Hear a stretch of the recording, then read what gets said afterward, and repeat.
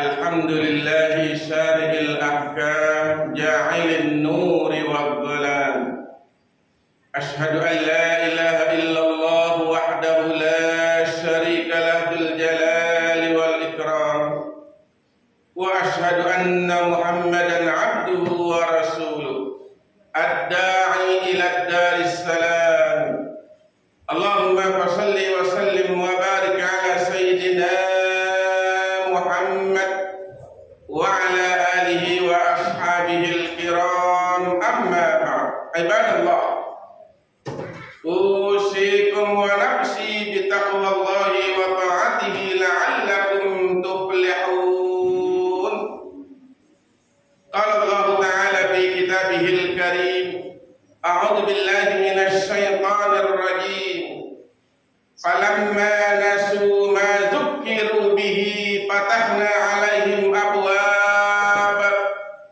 abwaaba kulli syai'in hatta idza farihu akhadnahum baghtatan fa idza hum mublisun. Shadaqallahul 'azim. Hadirin sidang Jumat yang dimuliakan oleh Allah Subhanahu wa taala. Di hari yang mulia dan di tempat yang suci ini, marilah kita semua bangkit untuk meningkatkan ketakwaan kita kepada Allah Subhanahu wa taala. Orang yang bertakwa memiliki ciri yang pertama, dia merasakan takut kepada Allah di mana saja dan kapan saja dia berada. Harus dibedakan antara takut kepada Allah dengan takut kepada seekor macan misalnya. Orang yang takut dengan seekor macan, dia akan lari, menghindar dan menjauh. Tapi justru kita takut kepada Allah, kita harus berada sedekat-dekatnya kepada Allah melalui amal ibadah yang kita lakukan. Orang yang bertakwa juga senantiasa merasa puas, merasa lega, merasa ikhlas terhadap apa yang telah Allah berikan kepada kita semua, meskipun itu terkadang belum memenuhi apa yang kita harapkan.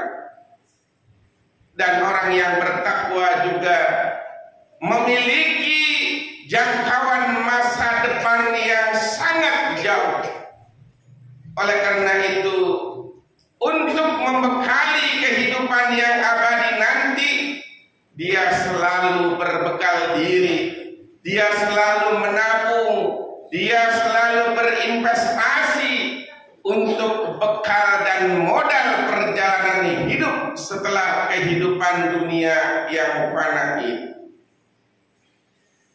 Hadirin sidang Jumat yang dimuliakan oleh Allah Subhanahu wa taala. Ayat yang dibacakan tadi mengandung pelajaran dan peringatan kepada sebuah kelompok manusia, di mana Allah berikan kepada mereka berbagai macam peluang, berbagai macam kekayaan, berbagai macam materi. Namun sayang, mereka tidak mensyukurinya, mereka mengkufurinya, sampai-sampai ajal di tenggorokan dia masih mengkufuri terhadap nikmat Allah yang begitu besar. Di dalam sebuah hadis Rasulullah sallallahu alaihi wasallam dijelaskan,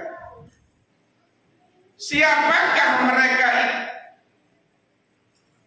Kemudian Rasulullah menjelaskan, mereka itulah orang yang diulur oleh Allah, namun mereka sampai mati tetap maksiat dan berdosa kepada Allah, yang disebut di dalam bahasa agama dengan istilah istidraj. Rasulullah menjelaskan dalam sebuah hadisnya, "Idza ra'aitallaha yu'til 'abda minad dunya ma yuhibbuhu wa huwa muqimun 'ala ma'asihi fa innama hiya lahu istidraj." Seandainya kita melihat ada seseorang yang diberikan oleh Allah begitu banyak nikmat, begitu banyak peluang dan kesempatan, tapi sayang dia bermaksiat kepada Allah, dia tidak mensyukurinya, maka ketahuilah, kata Rasulullah, itu adalah istidraj. Itu adalah nikmat yang diulur, itu adalah nikmat yang membawa kesengsaraan, nikmat yang membawa kehidupannya hina dan dina di mata manusia, apalagi di mata Allah Subhanahu wa ta'ala. Kita ambil contoh misalnya, ada orang yang badannya sehat, badannya spare, badannya kuat, namun terkadang kita lihat perilaku mereka jauh daripada ajaran agama. Mereka tidak mau beribadah, tidak mau melaksanakan sholat yang 5 waktu. Mereka juga di bulan puasa tidak mau untuk melakukan puasa. Namun badan yang sehat menjadi kebanggaannya, menjadi kesombongannya, menjadi ketakaburannya. Inilah orang yang dijelaskan dalam hadis Rasulullah, dia sudah tertipu dengan nikmat sehat badan yang sangat luar biasa. Sehingga Rasulullah jelaskan dalam hadisnya, "Ni'matani magmudun kasirun minan nas, as-sihhatu wal faragh." Ingat 2 nikmat yang sering menipu kepada pemiliknya. Yang pertama adalah nikmat sehat, yang kedua adalah nikmat peluang dan kesempatan. Ketika dia sakit barulah sadar, begitu nikmatnya, begitu berharga dan bernilainya nikmat kesehatan yang diberikan kepada kita semua. Namun terkadang sekali lagi kita tertipu dengan nikmat sehat, kita tidak gunakan dengan sebaik-baiknya. Yang kedua adalah orang diberikan harta kekayaan yang berlimpah ruah, namun harta yang digunakan hanya untuk berpoya-poya, hanya untuk bersenang-senang, hanya untuk memenuhi hasrat dan syahwat birahinya saja. Dia salah jalan di dalam menggunakannya, tidak mensyukuri nikmat harta yang begitu luar biasa di jalan Allah. Dia tidak mau untuk memberikan bantuan kepada orang lain. Dia enggan untuk membantu orang-orang yang sangat membutuhkan daripada anak yatim, du'afa dan lain sebagainya. Inilah yang di dalam ayat Al-Quran Allah peringatkan kepada mereka, "Alhaakumut takatsur hatta zurtumul maqabir." Sungguh berlobak-lobaknya mereka, memperbanyaknya harta mereka dan menumpuk-numpuknya, telah melalaikan, telah melupakan mereka kepada Allah, zat yang telah memberikan semua itu. Hatta zurtumul maqabir, sampai mereka sudah menjadi tulang belulang, sudah menjadi bangkai yang dibungkus oleh kain putih yang tidak bisa berdaya lagi. mereka sudah tertipu dengan harta sebagai nikmat yang telah diberikan kepadanya. Dalam ayat yang lain, orang yang seperti ini juga disifati alladzi jama'a malan wa 'addadah. Mereka pekerjaannya adalah setiap saat menumpuk-numpuk harta. Dia kumpulkan dan dia menghitung-hitungnya. Yahsabu anna malahu akhladah. Dan yang sangat berbahaya lagi adalah mereka menganggap bahwa harta yang dia kumpulkan begitu banyak akan mengekalkan kehidupannya di dunia, akan memperpanjang umurnya di dunia. Inilah mereka sudah tertipu dengan harta sebagai nikmat yang telah diberikan Allah padanya. Dan yang ketiga adalah kita melihat ada orang yang diberikan jabatan, diberikan kekuasaan sebagai amanah dari Allah Subhanahu wa ta'ala. Terkadang ada yang salah di dalam menjalankannya, ada yang berkhianat terhadap amanah yang sangat mulia itu. Sesungguhnya amanah itu adalah harus dilaksanakan dengan sebaik-baiknya, harus bisa melayani orang lain dengan sebaik-baiknya, mempermudah urusan orang lain, memberikan jalan keluar kepada orang lain, memberikan kemakmuran bagi orang lain. Namun sekali lagi terkadang ada orang yang diberikan jabatan begitu banyak, begitu tinggi, tapi sayang seribu sayang mereka tidak mampu melaksanakan sesuai dengan amanah yang telah Allah titipkan kepada mereka. Hadirin sidang Jumat yang dimuliakan oleh Allah Subhanahu wa ta'ala.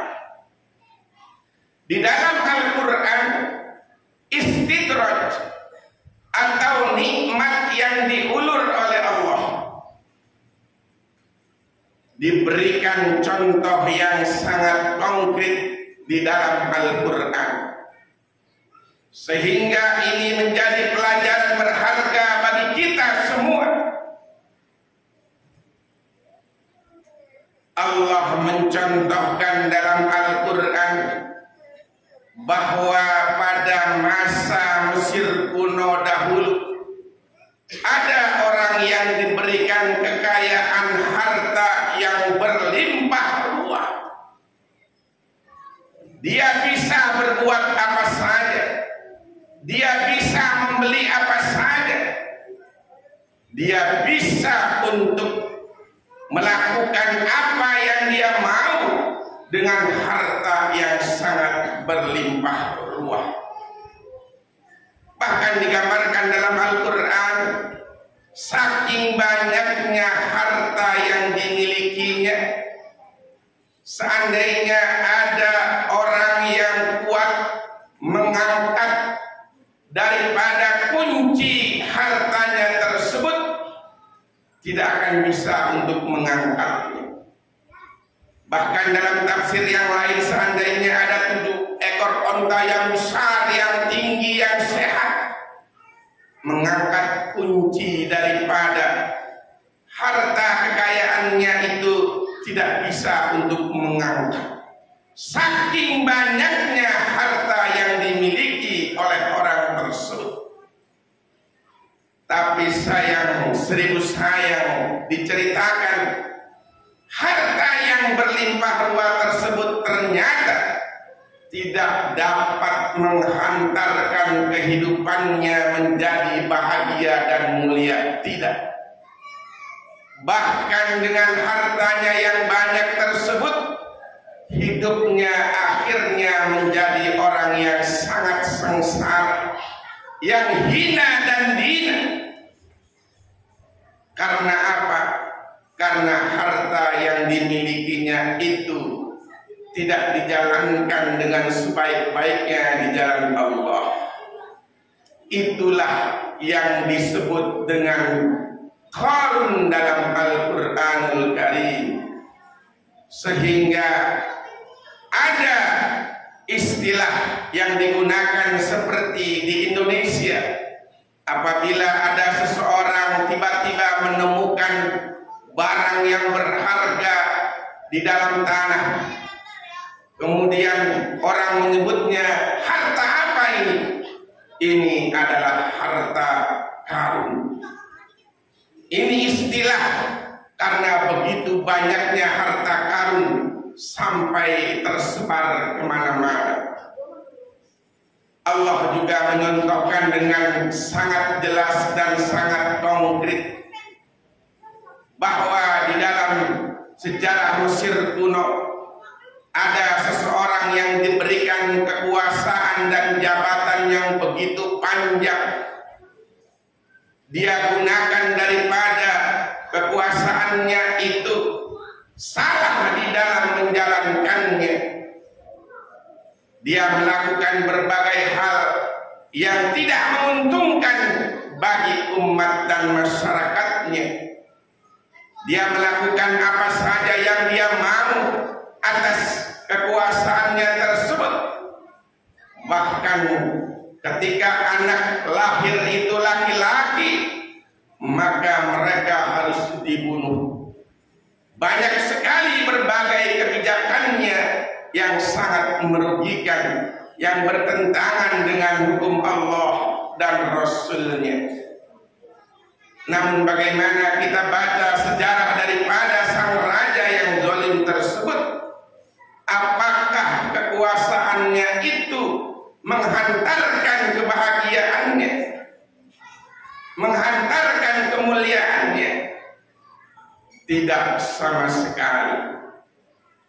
Dan bahkan diceritakan sang raja yang sudah memperturutkan nafsu daripada kekuasaannya itu, dia berani berkata, bukan sekedar sebagai raja di depan umatnya, di depan masyarakatnya, dia berani menantang Allah, dia berani syirik kepada Allah dengan mengatakan, Ana Rabbukumul A'la, aku adalah Tuhanmu yang sangat tinggi. Singkat cerita, kematian dari sang raja tersebut sangat mengenaskan, sangat menghinakan. Dia harus tenggelam di lautan yang dalam.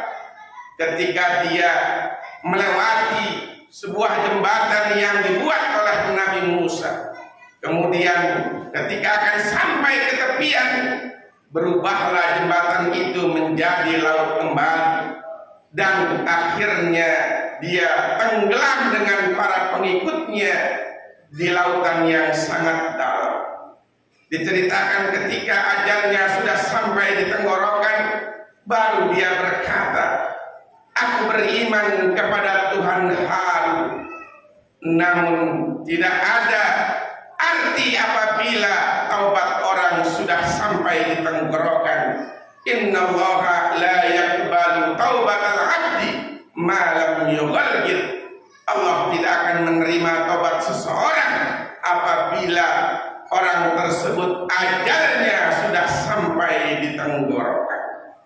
Itulah yang di dalam Al-Quran disebut dengan nama Fir'aun. Hadirin sidang Jumat yang dimuliakan oleh Allah Subhanahu wa ta'ala, pertanyaannya adalah, apakah kita termasuk orang yang istidraj atau tidak? Atau sebelum menjawab itu, marilah kita ambil sebuah perumpamaan yang sangat konkret. Perumpamaan ini sebenarnya sederhana, Tapi untuk menggambarkan, untuk memahami ilustrasi daripada istidrak ini sangat baik dan sangat mudah untuk dipahami. Kalau di kampung ada sungai, biasanya di situ ada lubang daripada belut. Kemudian ada orang yang memancing daripada belut tersebut. Maka dia buatlah pancing dengan umpan yang sudah lengkap, dia masukkan ke dalam lubang belut tersebut. Maka dalam waktu yang tidak lama dimakanlah pancing yang sudah ada umpannya tersebut oleh belut yang ada di dalamnya. Sudah terasa getaran oleh si pemancing tersebut, namun dia tidak langsung untuk mengangkatnya, tapi dia ulur daripada tali pancing tersebut sampai si belut itu makan dengan sepuas-puasnya ke dalam rongga perut yang sangat dalam. Apabila sudah dirasakan puas belut itu memakannya, sudah sampai ke perut yang terdalam pancing yang ada, maka perlahan diangkat dan kemudian sampai ke permukaan tanah. Apa yang dilakukan oleh si pemancing tersebut? Dia injak sekeras-keras. Tidak puas dia injak, dia potong-potong beberapa bagian. Tidak puas dipotong, dia bakar daripada belut tersebut. Itulah gambaran orang yang mendapatkan istidraj. Pertanyaannya kembali adalah, apakah kita termasuk orang yang istidraj? Jawabannya adalah, apabila kesehatan ini, badan yang sehat ini kita gunakan sebaik-baiknya untuk beribadah kepada Allah, insya Allah itu bukan istidraj, itu adalah rasa syukur kita kepada Allah Subhanahu wa Ta'ala. Apabila harta yang diberikan oleh Allah kepada kita semua kita jalankan dengan sebaik-baiknya, kita syukuri di jalannya, kita bantu orang-orang yang membutuhkan, kita keluarkan zakat, sedekah dan infaknya, insya Allah itu adalah bukan istidraj, itu adalah rasa syukur kita kepada Allah Subhanahu wa Ta'ala. Apabila amanah jabatan yang diberikan kepada kita jalankan dengan sebaik-baiknya, sesuai dengan hukum Allah dan Rasul-Nya, sesuai dengan hukum yang berlaku, maka itu bukan istidraj, itu adalah rasa syukur kita terhadap amanah jabatan yang diberikan oleh Allah kepada kita semua.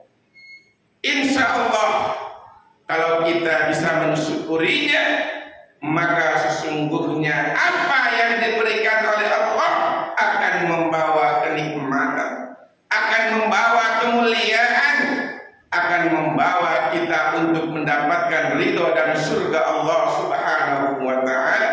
Tapi sebaliknya, kalau dikufuri, kalau itu semuanya adalah istidraj, maka ingatlah azab Allah itu teramat berat untuk kita semua.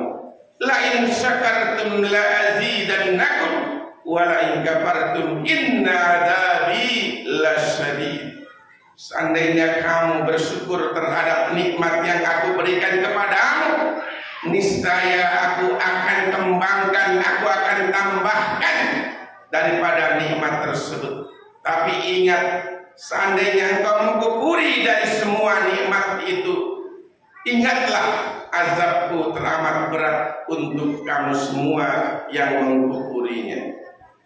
Oleh karena itu, hadirin sidang Jumat yang dimuliakan oleh Allah Subhanahu wa Ta'ala, marilah kita gunakan sisa umur kita yang sudah ditentukan oleh Allah Subhanahu wa Ta'ala ini. Kita sudah sampai bulan ini adalah bulan Sya'ban. Sebentar lagi kita akan sampai di bulan Ramadan. Di dalam sebuah hadis, bulan Rajab adalah bulan kita menanam. Bulan Sya'ban adalah bulan menyiram. Dan bulan Ramadan adalah bulan kita untuk berpanen ria, mendapatkan pahala dari Allah Subhanahu wa ta'ala.